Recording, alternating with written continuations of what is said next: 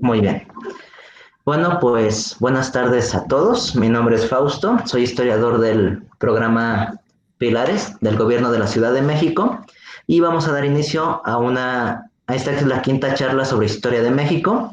En este caso, la ponencia es sobre los inicios de la aviación en nuestro país. Para ello, vamos a contar con la presencia del historiador Cristian.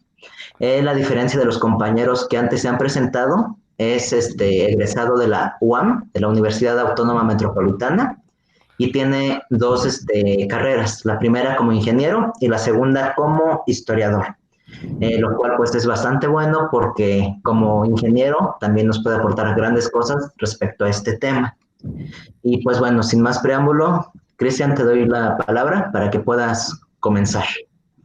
Muchas gracias, Fausto. Buenas tardes a todos. Bien, pues empecemos con nuestra charla.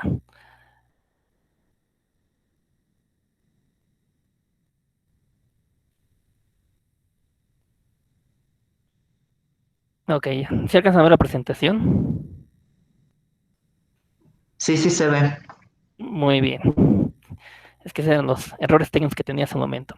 Bien. Pues mi tema, como ya les mencionó Fausto, es sobre la aviación, los orígenes de la aviación en México. Volar. ¿Quién no ha soñado con volar? En algún momento de nuestra vida, todos hemos soñado con surcar los cielos, como lo hacen las aves. Pues bien, el ser humano, desde que, de sus más remotos orígenes, ha admirado a las aves y en torno a ellas ha creado toda una cosmovisión con respecto al vuelo. En cuanto aparecieron las primeras expresiones artísticas, como es el grabado, la pintura, la escultura, el ser humano empezó a representar a a estos animales dándoles formas míticas, ¿no? Acuérdense que el vuelo pues, es considerado un don de los dioses. Por ello, va a crear toda una religión en torno a esto. No es sino hasta el siglo XV, cuando empieza el Renacimiento, cuando Leonardo da Vinci empieza a hacer estudios serios con respecto a la mecánica y el vuelo de las aves, creando así una serie de inventos en los cuales trata de imitar a estos animales. En torno al vuelo se crean muchas leyendas. Una de ellas nos habla de un trasgo que habita en el desierto y este, absorbiendo el aire del desierto, puede inflarse y moverse. Si uno como espectador lo ve, pues bueno, está hablando de que el aire caliente es el que permite al trasgo poder elevarse por los aires y trasladarse a otro lado. Este mismo principio del aire caliente lo aplicaron los hermanos Montgolfier y creando así los primeros globos aerostáticos.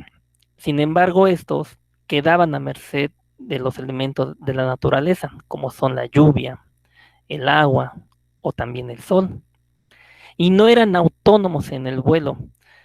Realmente cuando von Zeppelin es el que descubre que se puede dotar de autonomía a estos aparatos y además se hacen experimentos en los cuales se encuentran gases que son más ligeros que el aire, como por ejemplo el helio, lo cual permite crear otro tipo de artefactos, en este caso los dirigibles.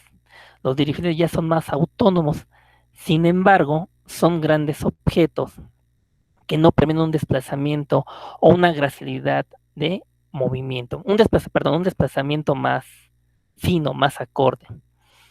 Ajá.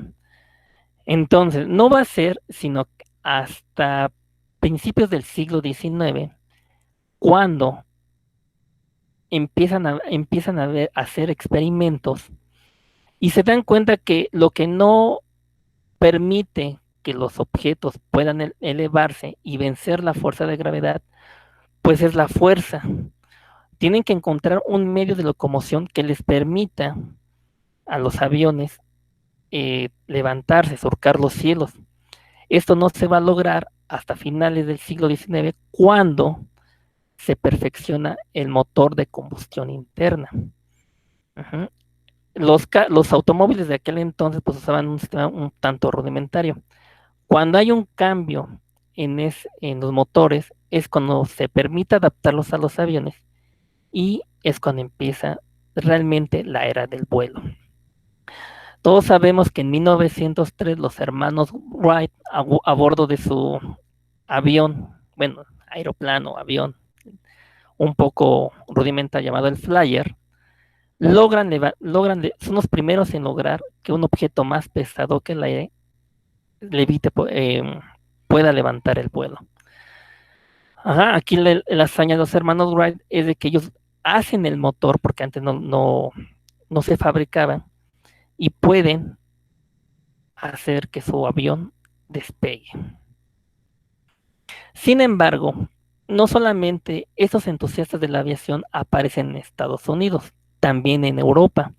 Un ejemplo de ello es el inventor Santos Dumont, que es el de los primeros en Europa en hacer prácticas propiamente dichas y vuelos en Francia, y lo cual pues ya estamos hablando de que nace la era de la aviación. ¿Qué pasa entonces? Hacia 1909, más o menos, uno de los hermanos Wright entra en contacto con un empresario llamado Clinton Perkins y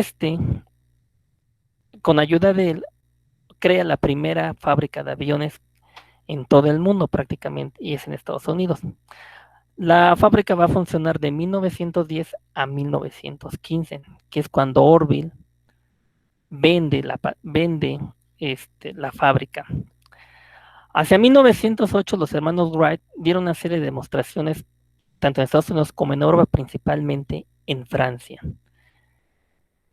Los franceses, al emocionarse con este novedoso aparato, pues compran la patente. Entonces, aquí hay un cambio significativo e importante, porque el centro de la aviación, que es en Estados Unidos, se traslada a Francia. Y es en Francia donde surgen los aeroclubes, aparecen mecenas, y todos ellos, a final de crear los aeroclubes, es darle un impulso a la aeronáutica. Los mecenas colaboran con dinero para que se hicieran experimentos y se mejoraran la construcción de los aparatos, así como también se diera un impulso a la investigación científica. Aquí en Francia es donde aparecen los primeros pioneros de la aviación, como es Louis Blériot, Charles y Gabriel Boisson.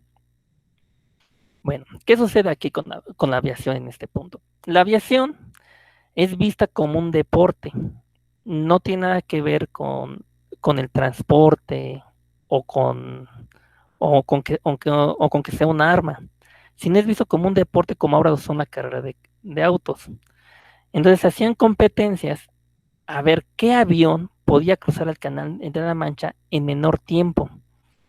Los que ganaban recibían una compensación económica y bueno, el reconocimiento de, de haber creado, haber fabricado o haber volado un avión. Pero ¿qué sucede? El ser humano pues es un tanto belicoso, es un tanto guerrero. Entonces, todo invento que tiene el ser humano siempre lo trata de adaptar a la guerra. En este caso, cuando estalla la Primera Guerra Mundial, la aviación cambia por completo. ¿Por qué? Porque antes los aviones que eran considerados de uso civil, ahora son adaptados con fines bélicos. En un primer momento el avión solo sirve para misiones de reconocimiento, no tiene otra función. Pero a medida que va avanzando la guerra, llegan a desarrollar tecnologías, el cual cambian el aspecto técnico y operativo de los aviones. Los aviones en un principio son muy rudimentarios, son hechos de madera y las alas a veces son de tela. Entonces se le podía abatir con una simple escopeta desde tierra, aparte de que no podían volar pues muy alto. Ajá. Los primeros combates aéreos pues también son un poco rudimentarios y es un poco también anecdótico el asunto. ¿Por qué? Porque al principio, como no tienen armamento dentro del avión o no tienen la capacidad técnica para lanzar bombas, pues los pilotos subían y cuando se encontraban a un avión que era del enemigo, pues primero eran una serie de palabras altisonantes. Después por ahí a uno se le ocurrió subir piedras y arrojarlas al avión enemigo. Hubo otros que son más aventureros y subieron con arco y flecha y órale, a empezar el combate. Unos más fueron más sofisticados y pusieron una pistola para poder abatir al enemigo. De esa manera, de una forma muy cómica, muy chusca, es como empiezan los combates aéreos. Conforme se va avanzando en el conflicto, pues ya los aviones cambian su estructura, ya dejan de ser de madera para convertirse en estructuras de metal. Los motores se convierten en motores más potentes y se les agregan armas de fuego, por ejemplo, las metralletas. Entonces ya vemos ahí que la Primera Guerra Mundial, paradójicamente, aunque es un conflicto que causa un conflicto que causa muchas muertes, a la vez da un impulso a la aviación. Y entonces los países beligerantes crean las primeras fuerzas aéreas. Bueno, ¿qué está pasando en México?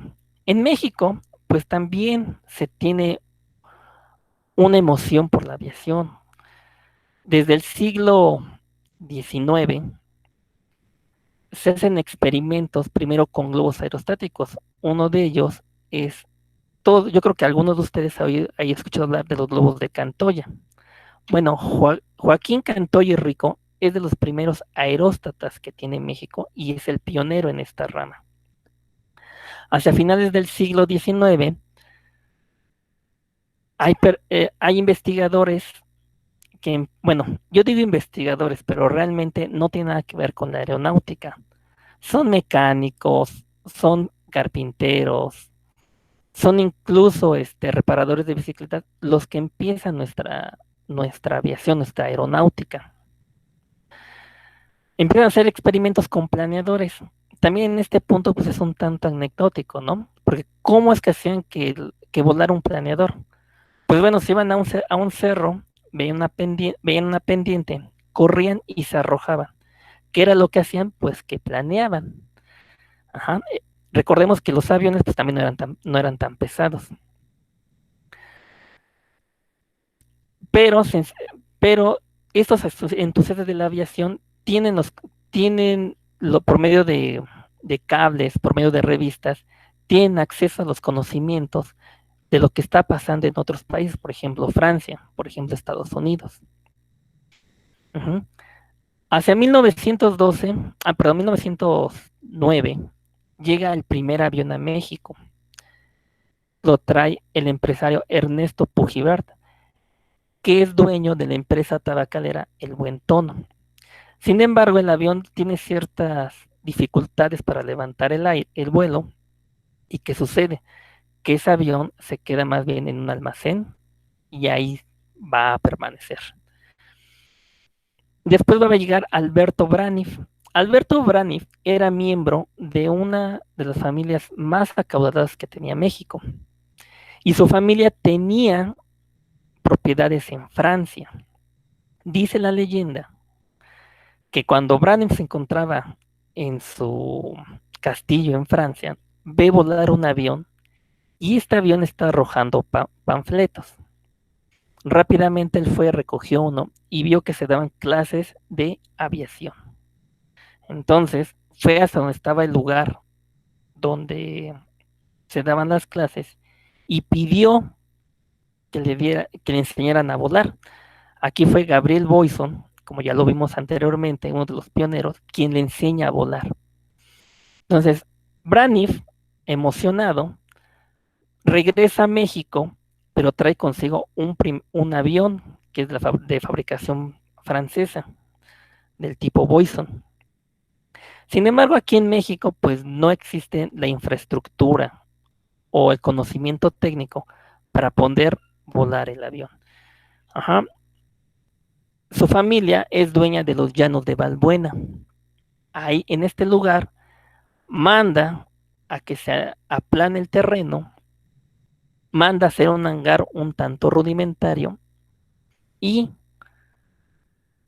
por medio de sus contactos con las petroleras que había en ese entonces, el Águila más en exacto, le pueden refinar gasolina con mayor octanaje y es así como Braniff puede volar sobre los llanos de Balbuena.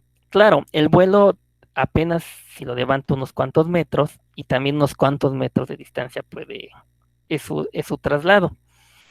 Sin embargo, a Brand se le reconoce por ser el primer hombre de habla hispana y en América Latina en volar un avión a una altura de más, bueno, de más de 2000 metros, ¿no? En este caso serían 2200 metros sobre el nivel del mar, que más o menos es la altura a la que está la Ciudad de México.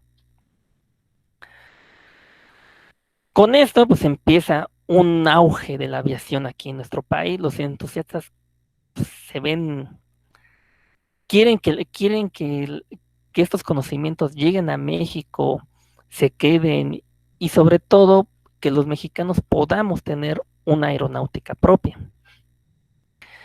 Los hermanos Mossad, que son los fundadores de la Mossad International Aviators, o MIA, sus siglas por siglas en inglés, tenían un circo aéreo. ¿Cuál era la finalidad de este circo aéreo? De promocionar su escuela, pero también promocionar su fábrica y promocionar sus modelos de avión. Así es que en contacto con el gobierno de Porfirio Díaz, llegan a un acuerdo para llegar a México. Aquí en México dan 3 presentaciones. Uno es en la ciudad de Monterrey, la Ciudad de México y la, el puerto de Veracruz. Finalmente, en de 1911, llega este circo y da un espectáculo para los mexicanos. Entre los principales pilotos que llegan entre los principales pilotos llega Roland Garros. Imagino que algunos de ustedes han escuchado hablar de Roland Garros, pero por otros medios, ya sea por el tenis o por la carrera de carros. Sin embargo, Roland Garros fue un piloto el cual perdió la vida durante la Primera Guerra Mundial. Bueno, dice la leyenda que Roland Garros, en uno de sus aterrizajes, dañó una de las llantas del avión. Aquí en México, como ya se había mencionado, no existía el conocimiento, no existían los medios técnicos o de infraestructura para poder reparar un avión.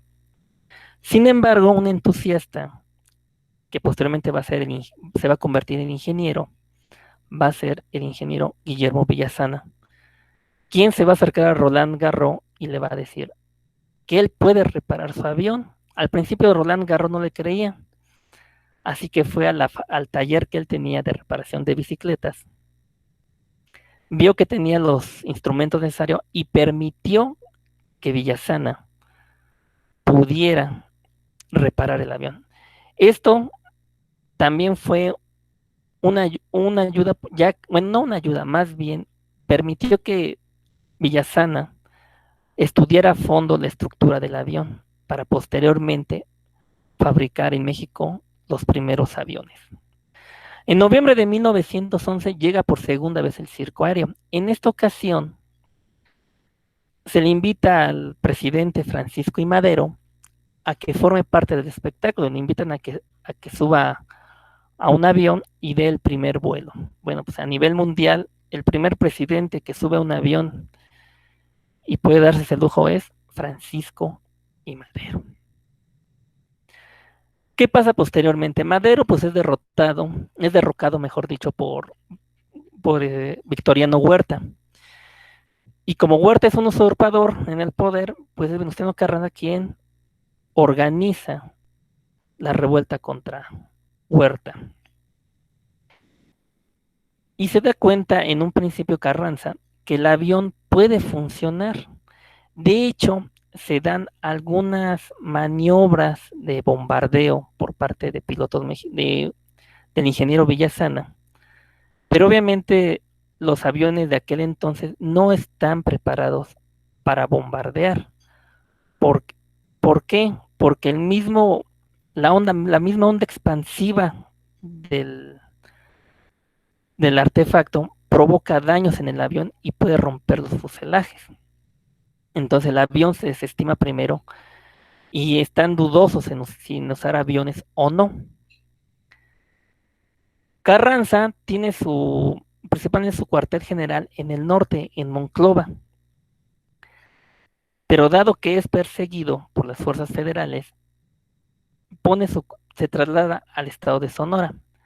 Ahí en Sonora, el único puerto que está bajo el poder de los insurgentes es el puerto de Guaymas. Ahí hay una zona que se llama Topolobampo. Se acercan 3 cañoneros, uno de ellos es el Tampico, y trata de bombardear el puerto. Sin embargo, se manda a un avión, que es el Sonora, a que empiece a que arroje bombas. Estas bombas pues no hierran en el blanco, pero sí sirven como un efecto disuasorio y psicológico para los tripulantes del barco.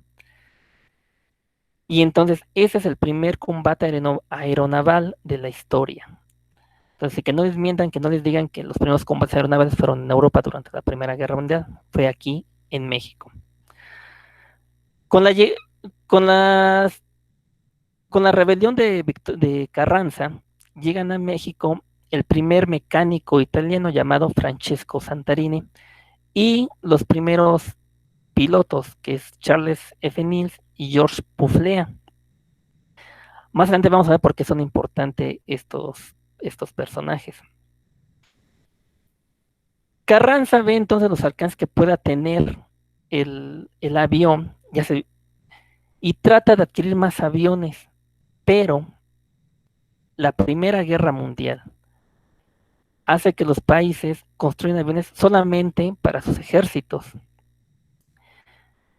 Y Estados Unidos, su atención está puesta en el conflicto armado de Europa. Entonces a México se le es imposible adquirir armas y también aviones.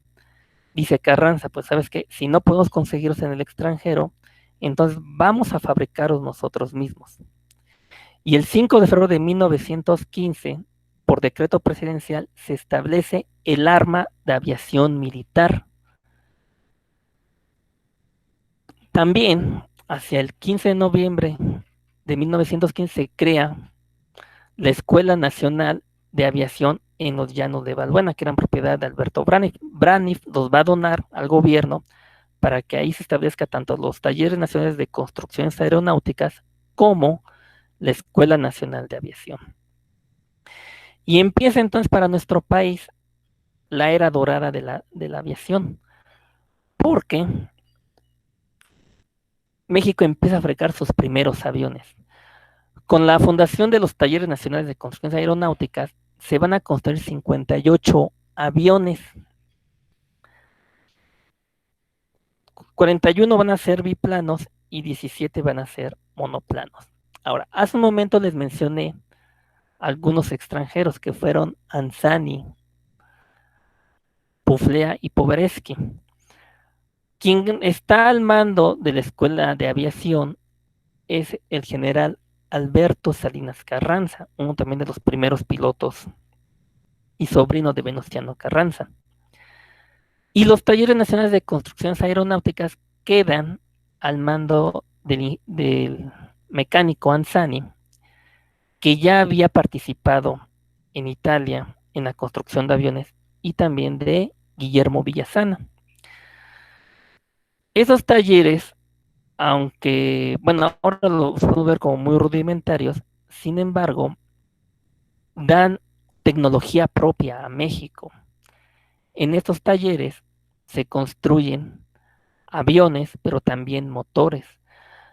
Una fuente principal, una base principal para fabricación de aviones y también de carros y cualquier eh, medio de transporte es la fabricación de motores.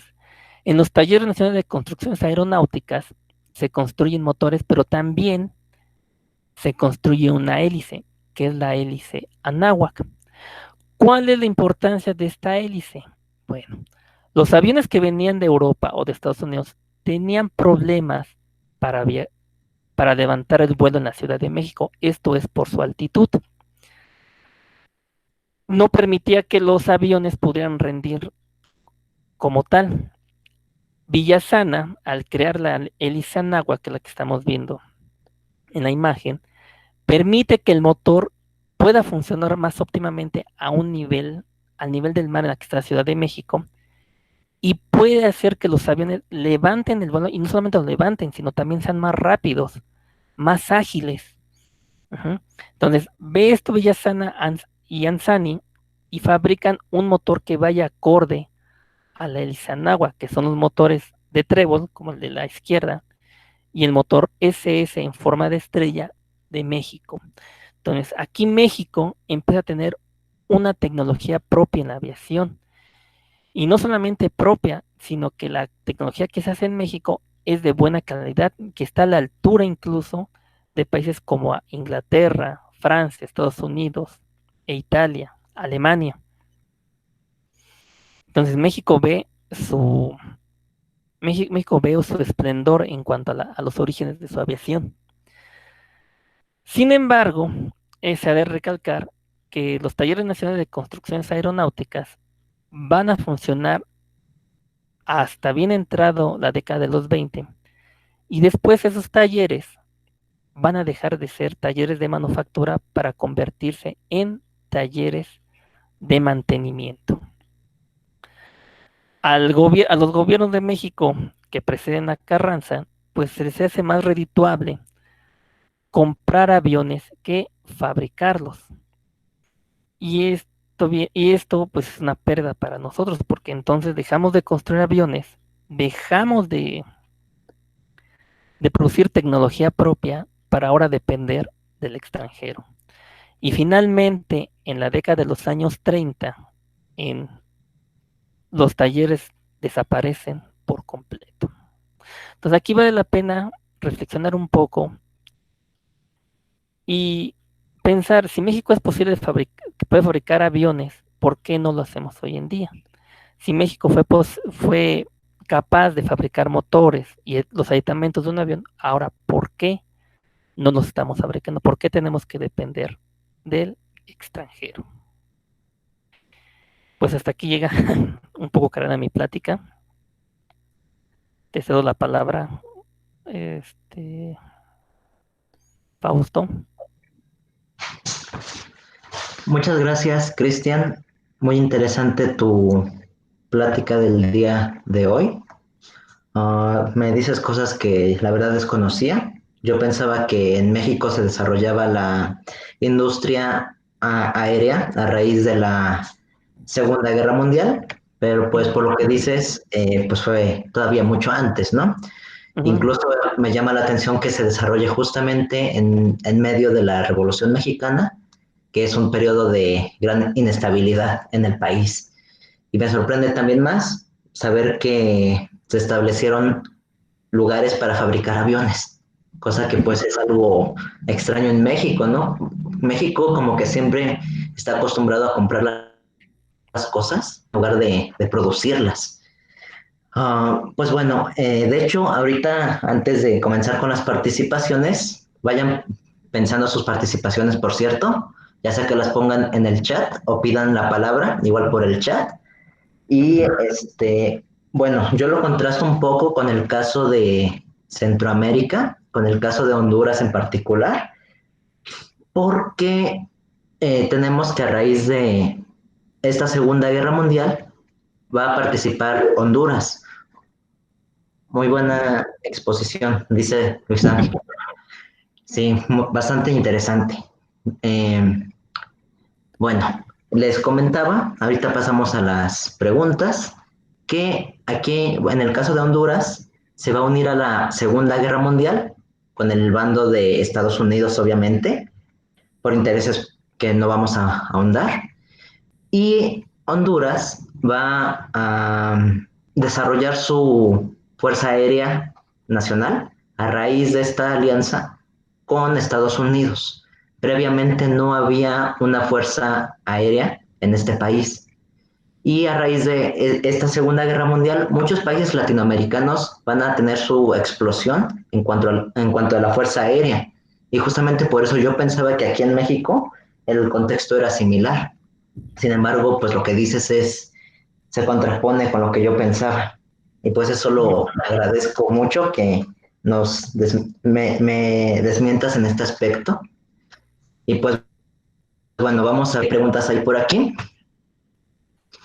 Mm, bueno, Luis Ángel Leiva que dice que es muy interesante. Lo mismo dice Alejandro Plasencia, que por cierto él es ingeniero también y sabe mucho de aviones. Ah, mira. Sí, estaría bueno que Alejandro pidiera la palabra y comentara algo al respecto. Yo quiero escucharlo. Hay una participación de Lilia Ajá. Velázquez. Adelante. Sí. ¿Por qué en los hermanos White no tenían otro tipo de material con el que hicieron los aviones? ¿Por qué los hicieron de tela y de madera? ¿No había antes cómo traer de otros países el material? Nada más. Ok, ¿sí me escuchan? Yo tengo problemas un Sí, poco con el audio. sí, sí, escucho. Ah, bueno, no es de que no hubiera materiales para hacerlo, o no es de que no pudieran importarlos del extranjero.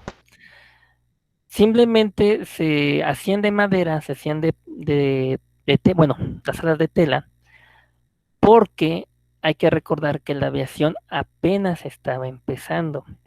O sea, ese conocimiento de fabricarlos de metal, pues no se tenía contemplado. Lo que querían ellos en un primer momento era hacer que el avión volara. Entonces, en su forma de pensar, decían, bueno, si yo le pongo metal, va a pesar. Y como todavía no existen los motores que puedan levantar un objeto más pesado que el aire, pues dicen, no, pues hay que ponerle materiales ligeros. En ese caso, en ese momento, qué es lo que tenían a la mano? Pues tenían madera, tenían tela. Y sabes qué, pues ya hemos visto que han hecho experimentos en otras partes y si los hago más pesados, pues se van a caer. Ajá, entonces yo tengo que hacer un material ligero, liviano para que pueda volar. Entonces, los primeros aviones, de hecho, se construyen con madera, con tela. Posteriormente, sí, ya por la Primera Guerra Mundial, pues ven que la tela, la madera, pues no es tan viable para un enfrentamiento. ¿Qué es lo que hacen? Pues ahora sí, empezar a construirlos de un material más resistente, que en este caso sería el metal. O, o sea que el Zeppelin era de tela y de madera. No, el Zeppelin era pues sí, bueno, no la cabina que lleva abajo del globo, digámoslo así.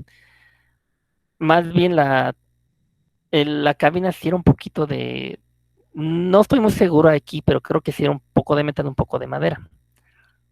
Pero el Zeppelin, pues es un enorme globo con una pequeña cabina.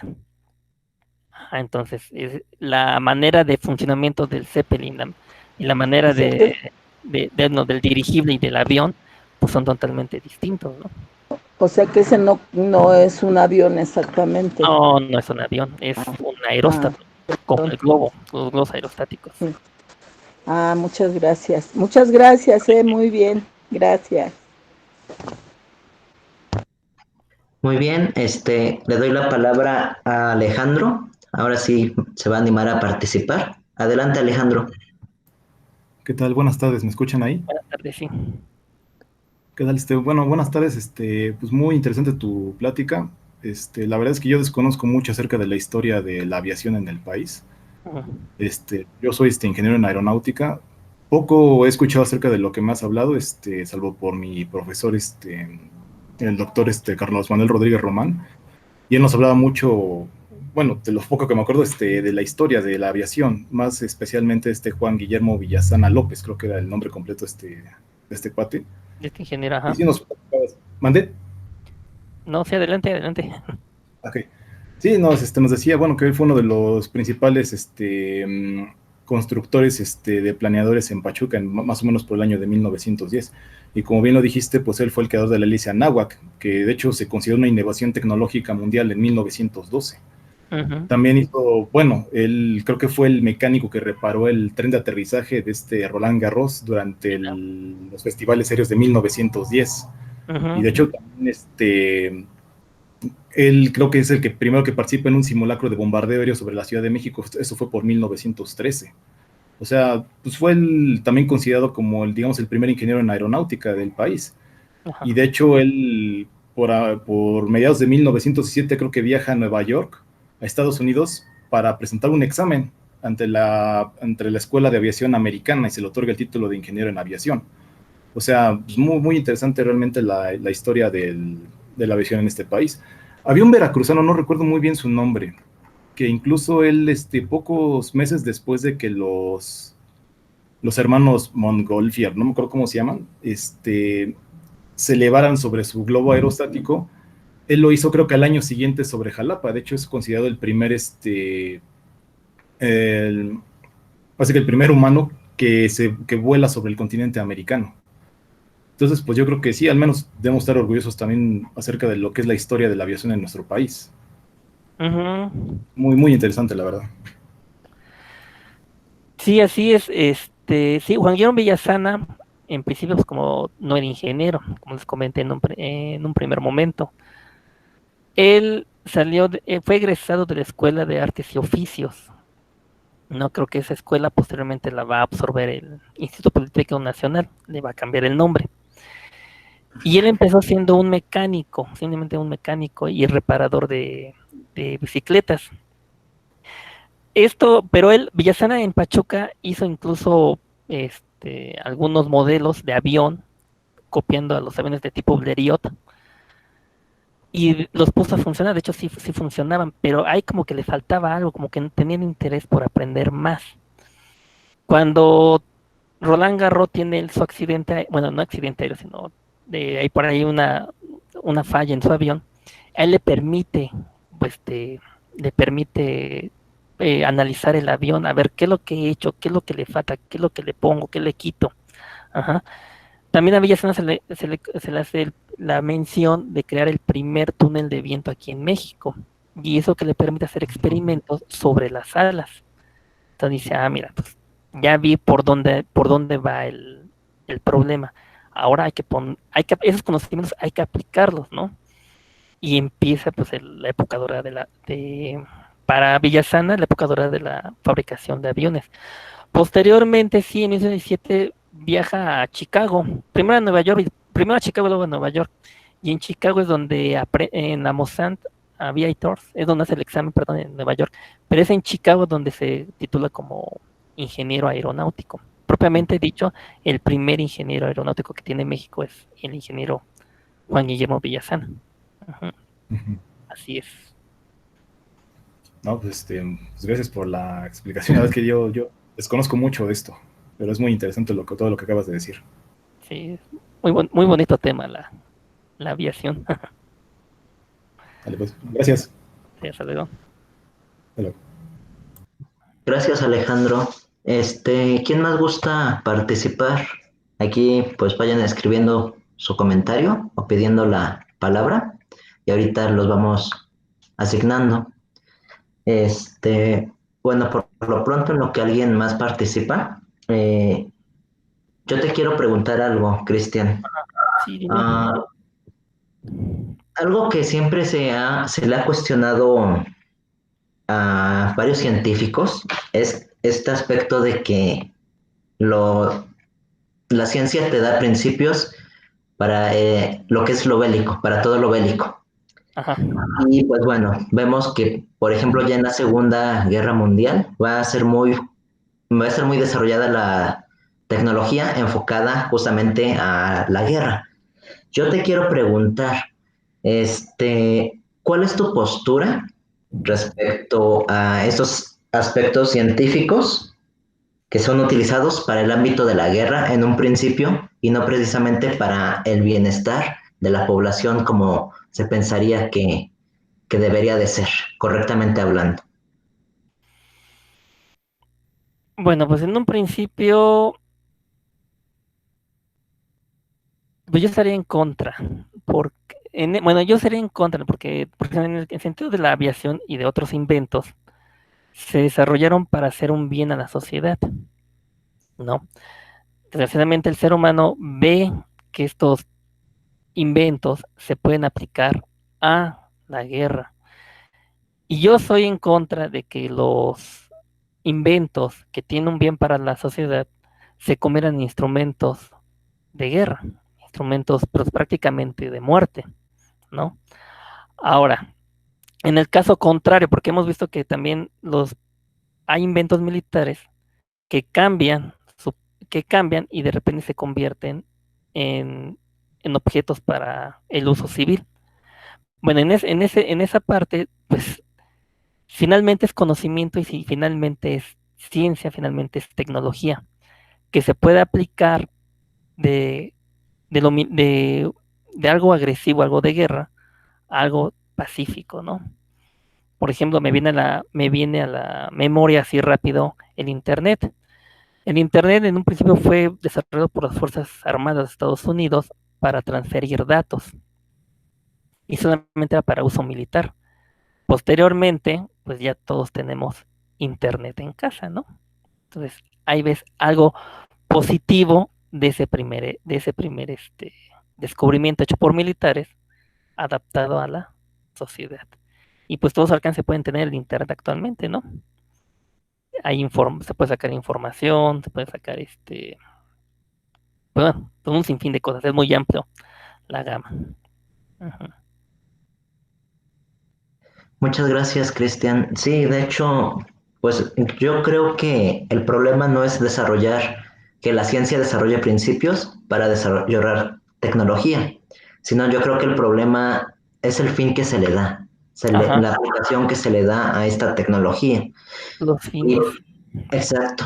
Y pues, por ejemplo, me pongo a pensar en el caso de las bombas atómicas que explotaron justamente en Hiroshima y en Nagasaki durante la Segunda Guerra Mundial. Uh, es muy controversial también, porque hay quienes argumentan que a raíz de eso, de esas explosiones, se le puso fin a la Segunda Guerra Mundial. Hay quienes así lo argumentan. Yo he visto he escuchado varios científicos que es lo que argumentan, que fue la clave para terminar la guerra. ¿Qué podrías decirme al respecto? Porque bueno, también para lanzar estas bombas se ocupó armamento, el armamento previamente desarrollado por la aviación. Sin la aviación no se hubiera podido realizar. No, pues, qué puedo pensar? Que pues había otros fines para terminar la Segunda Guerra Mundial, ¿no? Japón, de hecho, ya estaba dispuesto a rendirse, nada más ahí por interés político de sus dirigentes, cuando dijeron, pues no, no nos rendimos y hasta el final, ¿no? Lo que se conoce como el militarismo japonés. Pero bueno, pues yo pienso que no, la Segunda Guerra Mundial debió haber terminado de otra forma, no usando fines bélicos como por ejemplo la creación de las bombas atómicas de Hiroshima y Nagasaki, que finalmente cobraron las miles de millones, no millones, pero sí miles de vidas al momento del impacto.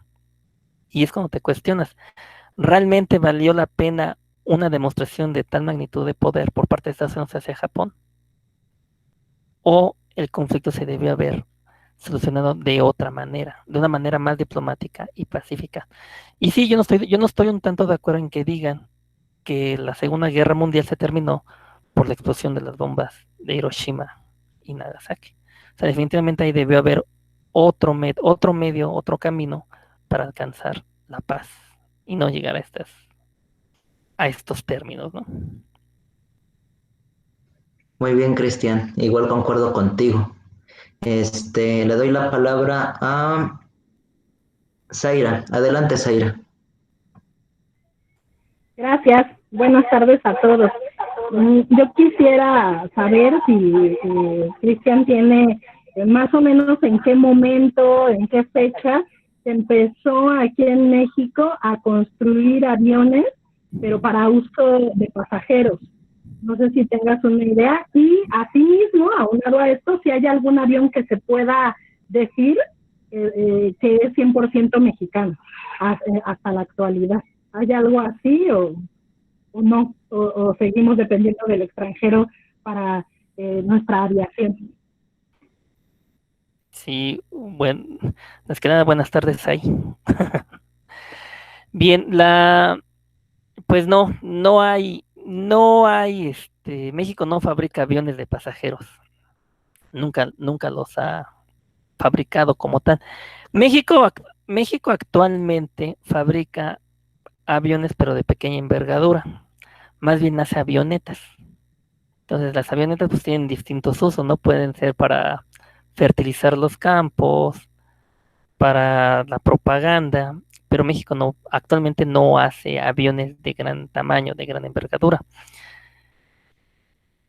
Y aquí en México nunca se fabricaron aviones de pasajeros. Las líneas aéreas, bueno, las líneas comerciales surgieron a partir de 1920. Esto también se da porque con el término de la Primera Guerra Mundial, se dan cuenta que el avión, lejos de ser ahora una máquina de guerra, también se puede aplicar para otros usos, que puede ser el de transportar gente o el de transportar productos. Entonces, en Europa y en Estados Unidos, a partir de 1920, empiezan a surgir las primeras líneas aéreas con fines civiles. Ujú. Entonces, México, pues no, ya vimos que a mediados de los 20, pues deja de fabricar aviones como tal.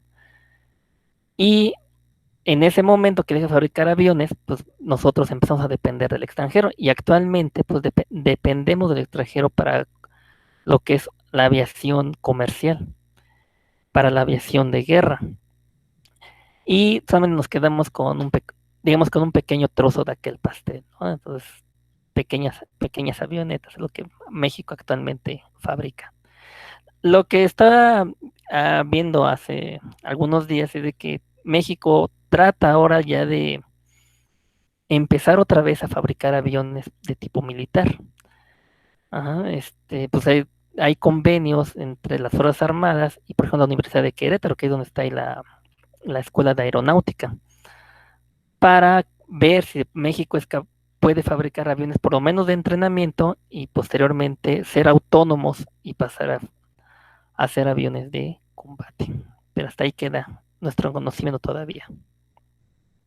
Eso más bien para las futuras generaciones que se pongan las pilas y otra vez hagan desplegar nuestra aeronáutica. Muchas gracias, Cris. Muchas gracias por toda la plática. Gracias, Zaira. Pues bueno, parece que ya no hay más preguntas. Entonces, Cristian, te agradezco que hayas estado con nosotros el día de hoy. Fue muy interesante y muy provechoso. Bueno. Creo que alguien más quería hablar, pero no estoy 100% segura. Revisa. A ver, vamos a ver. Alejandro, creo que Alejandro pidió la palabra otra vez. Adelante, Alejandro.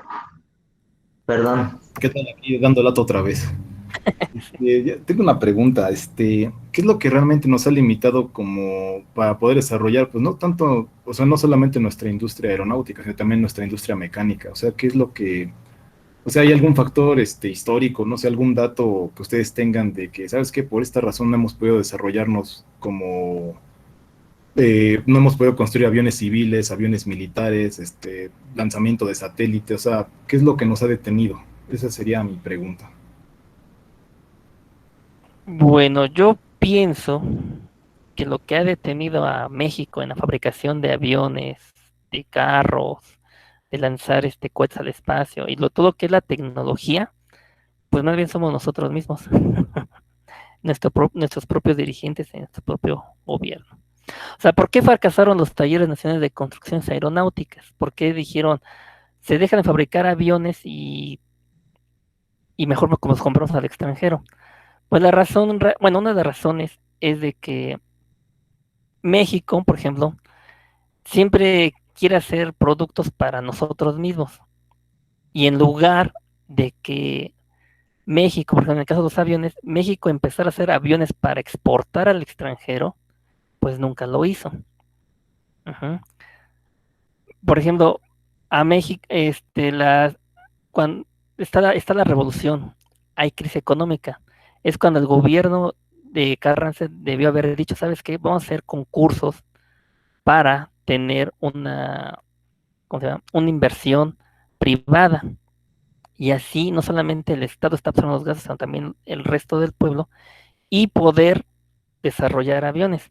No lo hizo, bloqueó esa vía y dijo al gobierno de México, yo solo puedo financiar los aviones, yo solo puedo hacerlos y pues ahora se aguantan. Pero si hay crisis, no hay dinero, pues también se va a la quiebra, ¿no? Simplemente vean ahora con Pemex, qué está pasando con Pemex y los problemas que hay, y eso por no querer que la industria, bueno, que la inversión privada entre. Ujú. Entonces lo mismo ahora, México tiene la capacidad para fabricar carros, para fabricar aviones, para fabricar tanques, para fabricar aviones de combate, pero no lo hace, una porque ya hay tratados en los que México está sometido, ¿no? No puede crear aviones militares porque tiene un convenio ahí con la Northrop de Estados Unidos para la compra y adquisición de aviones militares.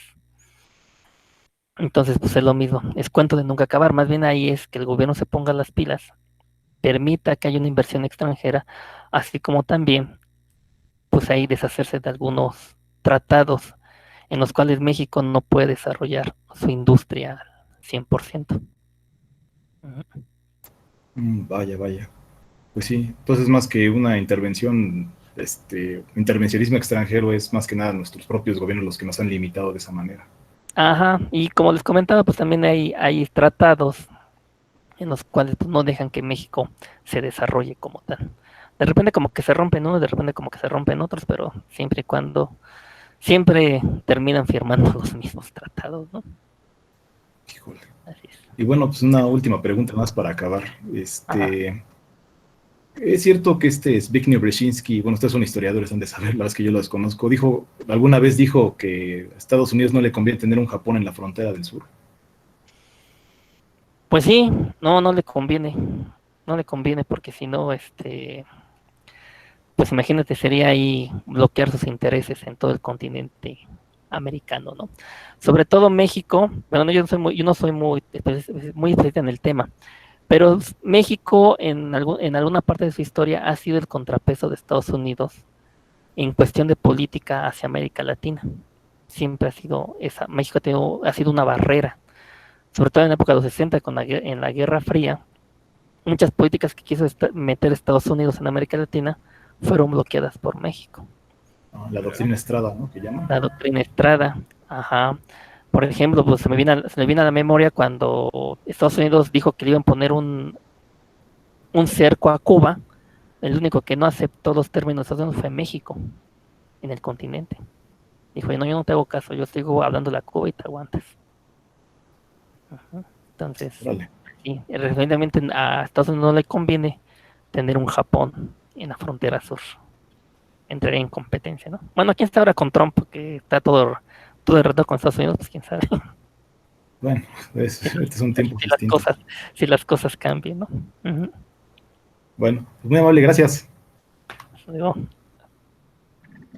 bueno, sobre esto que mencionaron de hasta qué punto interviene Estados Unidos en aspectos de política de México y qué papel juega México en estos en estos aspectos internacionales en América Latina, pues creo que es un tema bastante debatible y creo que estaría bien que viéramos una charla de historia justamente sobre ese tema. Pero bueno, pues eso se verá en otra charla, hay que organizarla. Sí. Y pues bueno, ya para finalizar, sí, ya no hay más participaciones. Para finalizar, vamos a hablarles un poquito de lo que vamos a ver en la próxima charla sobre historia de México. Para eso tenemos a Mariana, que nos hablará un poquito de lo que va a abordar la próxima semana. Adelante, Mariana. Hola Fausto, gracias y hola a todos. Pues los esperamos aquí la próxima semana. Vamos a estar mi colega Eduardo Ramos y yo hablando sobre la figura de Gonzalo Guerrero. Quizá lo ubiquen un poco más en relación a Jerónimo de Aguilar, ¿no? Los náufragos españoles que llegan a la península de Yucatán en 1511.